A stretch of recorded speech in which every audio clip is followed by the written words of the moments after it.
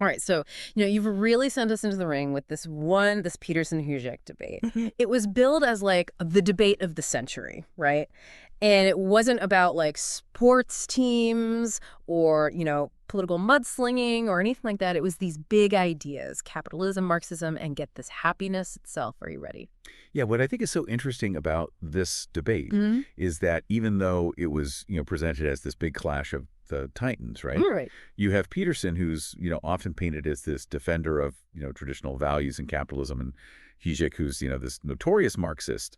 And yet there's these really interesting points of agreement, like fundamental critiques that they both agree on. Oh, really? Yeah. Common ground. See, I thought they were going to, duke it out. So where did they agree? Well, one of the most fascinating, I think, is that they both were really skeptical of this idea of, the pursuit of happiness as being, the main goal in life. They both kind of came around to arguing that fixating on happiness, like that's this end goal, is actually a recipe for unhappiness. That's so counterintuitive, though. Isn't that what we're all after? Like, at the end of the day, why criticize it? Well, they both kind of argued that it can lead to this really shallow existence, Yeah. constantly chasing these fleeting feelings. Right. And Peters especially, drawing on his background as a clinical psychologist, would probably say that it makes people afraid of discomfort. They don't want to actually like face the hard things in life that they need to face in order to grow. Interesting. And how does Zizek, coming at it more from, that Marxist philosophical tradition, how does he contribute to that? Well, Egypt would probably say that, this whole chasing after happiness just plays into, the capitalist machine, right? Yeah. That it distracts us from these big systemic issues of inequality and injustice. He'd probably say that real fulfillment comes from actually engaging in the struggle, working towards a more just world, even if that means, giving up some of your own personal comfort or happiness along the way. Yeah. So both of these thinkers, coming from these really different backgrounds, they both kind of land on this idea that, just trying to be happy all the time is maybe not the answer. There's more to it than that. But this whole debate wasn't about happiness, was it? It was this, capitalism versus Marxism. What were their main arguments there? Well, to understand the debate, you kind of have to go back to the source of their disagreement, and that's Marxism itself. Okay. Peterson actually spends a good chunk of the debate dissecting the Communist Manifesto. Oh, wow. Yeah, he's really trying to like pick it apart. Mm. And he argues that reducing all of history to this, simple struggle between what he calls, the bourgeoisie and the proletariat, it's just way too simplistic. So he's going after that very foundation of Marxist thought that, economic class struggle is the driver of history. How does Zizek respond to that?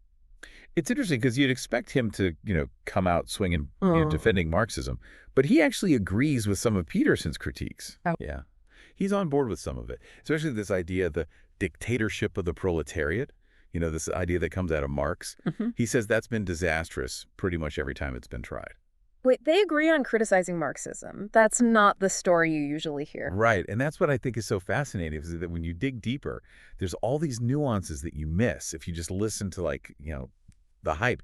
But what Zizek does is he kind of shifts the focus away from defending the finer points of Marxist theory, and instead he points to the flaws within capitalism.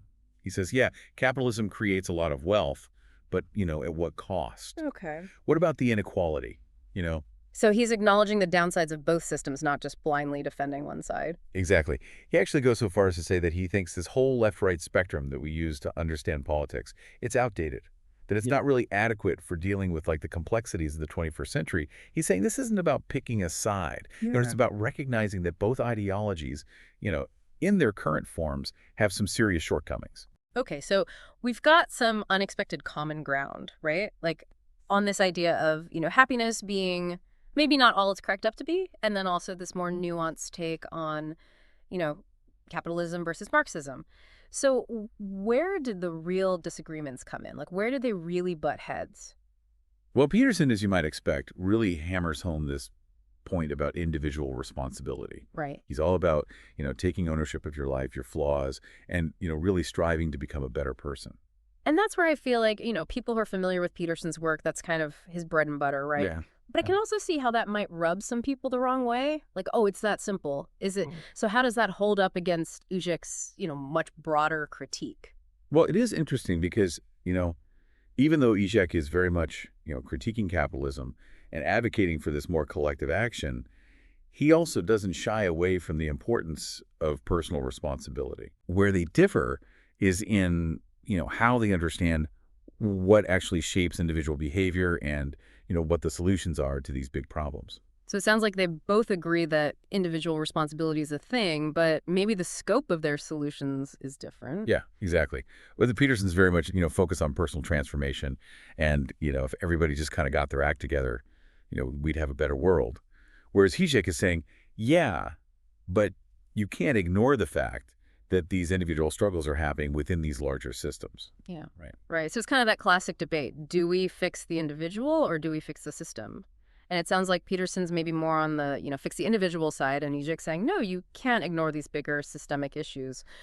What are some concrete examples from the debate that kind of highlight this tension? Okay, so give us an example. Where do we see that really play out in their conversation? Well, one example is that Peterson really harps on this idea that, look, capitalism, for all its faults, it's been really effective at, lifting people out of poverty. He points to all these statistics about rising global incomes, less poverty in the world. And he says, see, the system's working. Right. It's that classic argument, rising tide lifts all boats. Right. Exactly.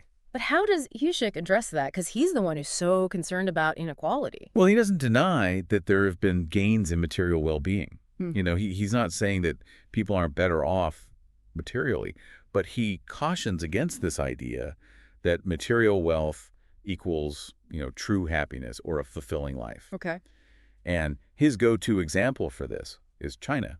They've had this massive economic boom under what he calls, authoritarian capitalism. But Right. Is everybody happy there?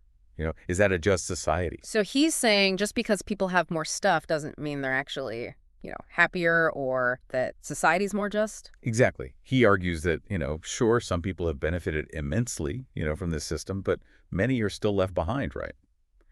And pursuit of profit often comes at the expense of, social and ecological well-being. He points to, the growing wealth gap, the environmental destruction, all the problems with, precarious work. And he says, these costs are often hidden or ignored. So it sounds like he's pushing back against this idea that, if we just tweak the system a little bit, make it a little bit more efficient, everyone will benefit. He's saying, no, there's these fundamental flaws that we need to address. Exactly. And this is where he starts talking about, we need a plea for communism. Whoa. Okay, hold on a second, because that word communism, that can be really loaded. Yeah. And it's important to understand that he's not advocating for, a return to the Soviet Union or, some of these totalitarian regimes of the past. He's actually very critical of those models. Okay, so what does he mean then by communism? It's more like he's trying to be provocative Yeah. and, shake things up and get people to think outside of these, traditional boxes. Right. He's calling for a renewed focus on the commons. The comments? Yeah, so things like, shared resources, things like the environment, public spaces, even knowledge itself. And he's saying, we need to find ways to manage these things democratically for the benefit of all, not just for private profit. That's a pretty tall order. Well, I mean, that would require like a fundamental restructuring of, how we value things, how we distribute resources, maybe even how we govern ourselves. How does Peterson respond to that? Well, Peterson, with his emphasis on, individual responsibility and his skepticism of utopian projects, he pushes back pretty hard against this idea of, large-scale systemic change. Okay. He argues that, these grand schemes, they often backfire. They have all these unintended consequences. And he says it's much more realistic to focus on individual self-improvement, working within the existing system. So again, we're back to this tension between individual action versus systemic change. Did either of them actually offer a concrete path forward given this kind of impasse? This is where I think the debate gets a little bit fuzzy around the edges. They both acknowledge that the challenges are really complex and there's no easy answers. Sure. Peterson, while he's critical of, what he sees as ideological dogma on the left, Yeah. he does say that, capitalism needs some regulation to function properly. So not completely hands-off. He's not like a completely free market guy. Right, exactly. He sees the need for some guardrails. And he also stresses the importance of personal virtue. This idea that we have a responsibility to something larger than ourselves. And that, by becoming better individuals, we can contribute to a better society, even within an imperfect system. Okay. And what about Žižek? Does he offer any concrete solutions, or is he more about, just highlighting the problem? Žižek true to form, is more interested in asking the right questions than providing easy answers. Okay. He's not trying to write the policy handbook here. Right. He's saying that we need to move beyond this left-right binary and be willing to, challenge our fundamental assumptions about how society should be structured. So less about specific policies, more about just encouraging a different way of thinking. Exactly. And he even brings up this idea of the fall. The fall. Yeah. And he doesn't mean it in like a religious sense, like Adam and Eve. Okay. He's using it more as a metaphor for humanity's limitations and the dangers of utopian thinking. Okay, now you're going to have to explain that one.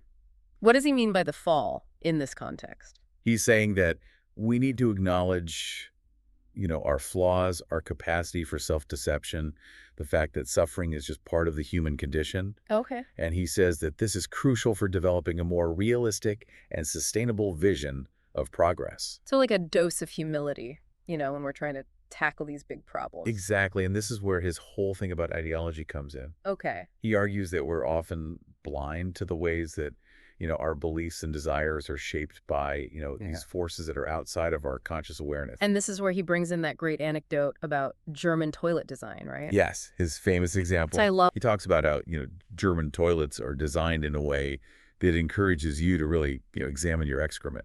Okay. I have to admit, not what I expected from a debate about capitalism and Marxism, but I'm intrigued. Right.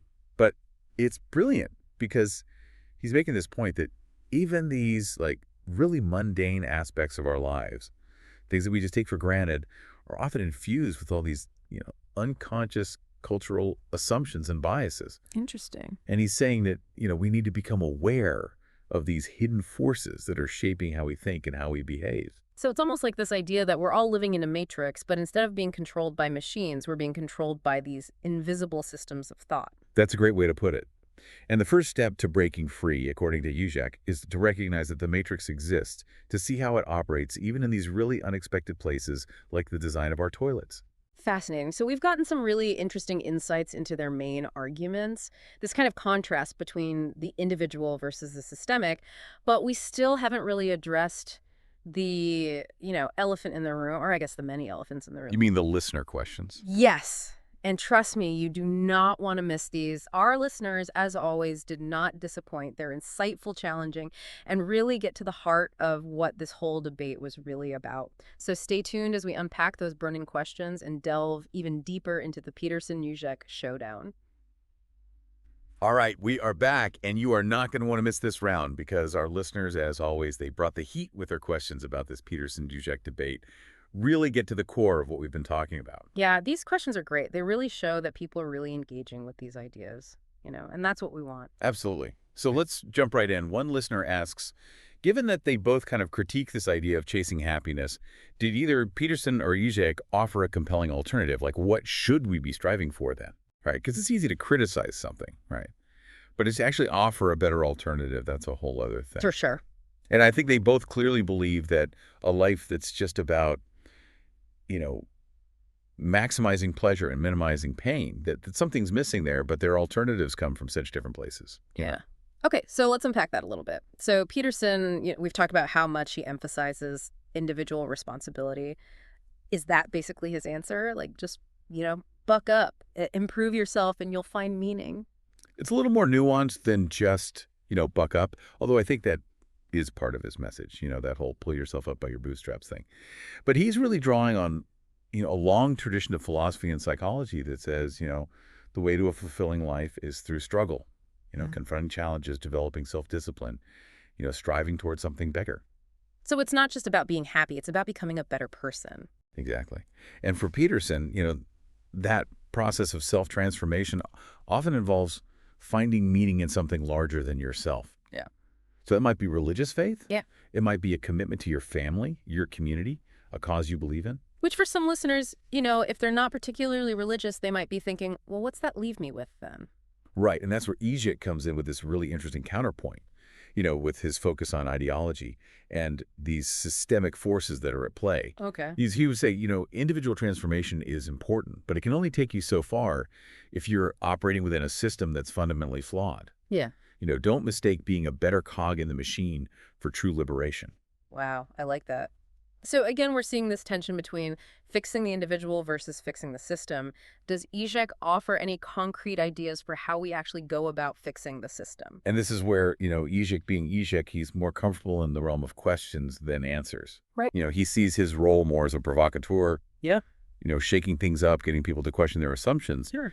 That being said, he does talk about, we need to focus on the commons. There it is again, the commons. Give us a little refresher. What does he mean by that? So think about those resources that we all share, right? So the environment, public spaces, knowledge itself. Okay. And he's saying that a purely capitalist approach where everything's about private ownership and maximizing profit, that's going to lead to, exploitation, the degradation of these shared resources. Okay, so that's the critique of capitalism, but how does his vision differ from, traditional Marxism? Because there's a lot of, baggage associated with those systems. Right, and this is where his critique of those older forms of Marxism is really important. He says, just abolishing private property and, handing everything over to the state. Well, we've seen how that can go. That can create new forms of tyranny and oppression. Wow. His vision is more about, democratic control and participation, recognizing how interconnected we all are, So it's not just about choosing between capitalism or Marxism. It's about thinking beyond that binary and coming up with new possibilities. Exactly. Yeah. Like, what if our measure of progress wasn't just, how much money are we making, but also, is the environment sustainable? Are we treating each other fairly? Are we actually living up to our potential as human beings? It's a big question. So another question from our listeners, and they're really digging into the details here, and they want to know, both Peterson and Žižek, they both talk about this idea of cultural Marxism. What do they mean by that, and how do their interpretations differ? Yes, cultural Marxism. Probably one of the most, misunderstood and misused terms out there. It gets thrown around a lot. It does. And, often it's used in a way that's just intellectually dishonest. It's meant to evoke fear shut down conversation. Sure. But when you look at how these two thinkers are using it, it actually reveals a lot about, how they approach these questions of culture and power. So let's start with Peterson, because, he's often credited with popularizing the term, or at least bringing it into the mainstream. What's his take? So Peterson sees cultural Marxism as this kind of insidious force that's operating behind the scenes, in academia, in the media, in the culture at large. And he says it's basically promoting this, radical egalitarianism, identity politics, this rejection of traditional hierarchies. So from his perspective, it's like this grand conspiracy to undermine Western civilization. Yeah, I think that's one way to put it, although, he would probably say it's not necessarily a conscious, coordinated conspiracy, but more like a set of ideas that have kind of seeped into the culture and are having this corrosive effect. Okay, so that's Peterson. And how does Žižek respond to that? Does he share that view? It's funny because Žižek is often labeled as a cultural Marxist himself, Right. but he actually pushes back pretty hard against Peterson's interpretation. Right. He says all this stuff that Peterson's worried about, political correctness, identity politics, the focus on social justice, he says these are actually symptoms of late capitalism, not some Marxist plot. So he's saying these are the consequences of how capitalism is playing out, not an attack on it. Exactly. He would say that capitalism, with this constant, pursuit of profit, it ends up undermining its own moral foundations. It creates this culture of consumerism and visualism, moral relativism, and then people get anxious about it and they start looking for someone to blame. So very different interpretations of what's driving these cultural shifts. It's not a deliberate attack. It's more like unintended consequences. Right, and I think that gets to the heart of their differences. Peterson sees the world through this very moral lens. It's a battle between good and evil order and chaos. For coming from that Marxist background, he's much more focused on these material conditions of society, the power dynamics, and how those shape our consciousness. Which brings us to our final question, and this one really gets to the heart of it all. So did either Peterson or Žižek actually make a more convincing case for happiness, whether under capitalism or Marxism? That is the million-dollar question. And honestly, I think that's for each listener to decide. I don't think either of them set out to prove that one system or the other guarantees happiness. In fact, they both seem pretty skeptical of happiness as this, end goal in itself. It's not something you can just achieve and then you're done. Right. It's not this destination you arrive at. Exactly. It's more like a byproduct of a life well lived. Okay, so it's not about chasing happiness. It's about finding meaning, purpose in something larger than yourself. Right. And whether that's through individual responsibility, becoming a better person, like Peterson says, or whether it's through collective action and, radically rethinking how we share resources and organize society, like Žižek is proposing. Ultimately, that's a question each of us has to wrestle with. And maybe that's the biggest takeaway from this whole deep dive. It's not about, picking a winner or choosing a side. It's about really engaging with these ideas, challenging our own assumptions, having the courage to ask ourselves those big, uncomfortable questions about how we want to live and what kind of world we want to create. Absolutely. And, this is just the beginning, right? Read the Communist Manifesto, pick up Peterson's 12 Rules for Life. But most importantly, keep those brains buzzing. Keep questioning, keep the conversation going, because the search for meaning, for a more just and fulfilling life, it's an ongoing process, and we're all in this together. I couldn't have said it better myself. Thanks for diving in with us, and we'll catch you next time.